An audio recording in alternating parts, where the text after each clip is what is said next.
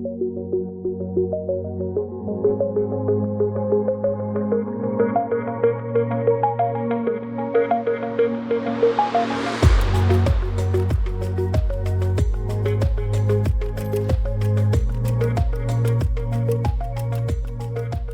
have our guest, Jim Pelton from Pelton Environmental, one of our reps in Ohio and Kentucky, and talk a little bit about exactly what the problem was and how they were able to use Sentry to address some of the issues that they are having at the facility. Thank you, Jim, for joining us, and I will hand it over to you. Thanks for having me. Pelton Environmental, as you mentioned, is a rep for the Sentry probe. When we became the rep, I immediately approached Frankfort, Kentucky, because of my familiarity with the facility and knowing that we could help them with several issues that they have. They really are kind of a perfect storm for a probe like Sentry, in that they're a CSO facility, so they have high wet weather events. There is a lot of industry in town, specifically bourbon distilleries, and so they have had incidents of both high BOD, high loading rates. Within the last year or so, they had an event where they ran their belt presses 24/7 for over a month, just trying to keep up with the solids production going on because of the BOD loading. They've also had events where they come in the morning and find their ditches have turned black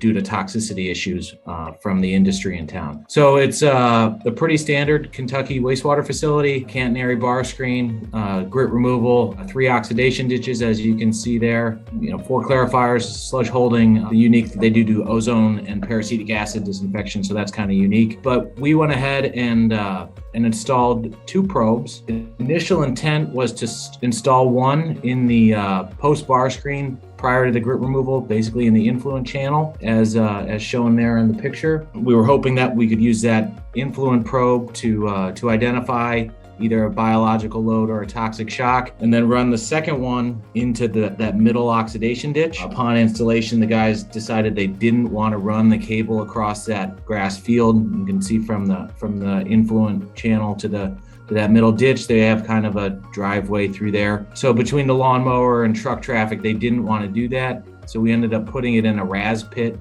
just south of the influent station, where the RAS returns to the influent and mixes with the influent. I was involved with installing this unit with the operators there. It took us about a half day, me and 2 operators kind of figuring it out. The reason I wanted to be involved in it is that Sentry ships these pre-inoculated, so they have a biofilm on them when they arrive. So you do have to refrigerate them upon arrival, but that allows them to be operational essentially immediately. There does take some time to get to steady state to adopt to the biological environment you put them in, whether it's a influent or anaerobic digester. The biofilm adjusts over the next few days or week or so. Within a half day, we got the probes installed. We fire up the dashboard, and kind of like, what are we going to get here? And within a few minutes, you start seeing the little blue dots appearing in your dashboard. And you say, hey, I think we're getting data. The influent probe, we started seeing good data right away on the probe we put in the RAS pit. We actually questioned whether the probe was operating properly, because we were getting metabolic results in the single digits, between 1 and 10, where the influent probe was showing somewhere between 200 and 400. Ultimately, we decided that we moved the one from the RAS pit into the influent channel.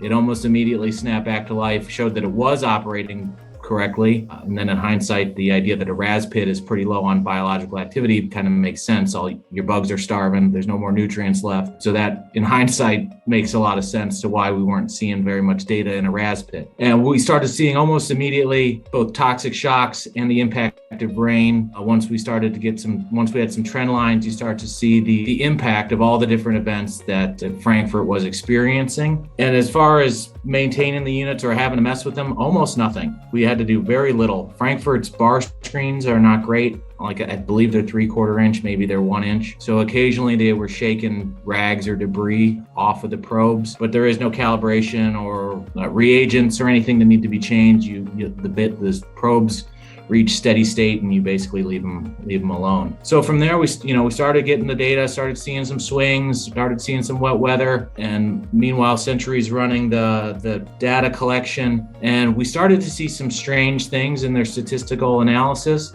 We expected to see biological loading and toxic shocks, and therefore the probes responded accordingly. But what we didn't expect to see was this big spike on Wednesdays. There's, as the graph there showing, we were seeing basically a 12% additional load on Wednesdays, which nobody could expected. And working with Carl, the superintendent over there, he went to his collection guys and started, what are you doing what is going on Wednesdays that you guys are sending to my plant? And because it's a CSO facility, they've been very busy over the last 10 years or so building giant EQ basins all over the city. And Wednesdays were the day that they would start pumping down whatever had collected over the last week. The facility treats those CSO tanks or EQ tanks with biocide, I guess I'll say, not necessarily bioxide. So that was having an impact on the biology coming into the plant. And Wednesdays were also the day that the leachate trucks showed up. This was an unintended benefit. We had no idea that this was an issue, or the facility didn't even know this was an issue until we came and showed them, hey, something weird is happening on Wednesdays. It's carrying into Thursday.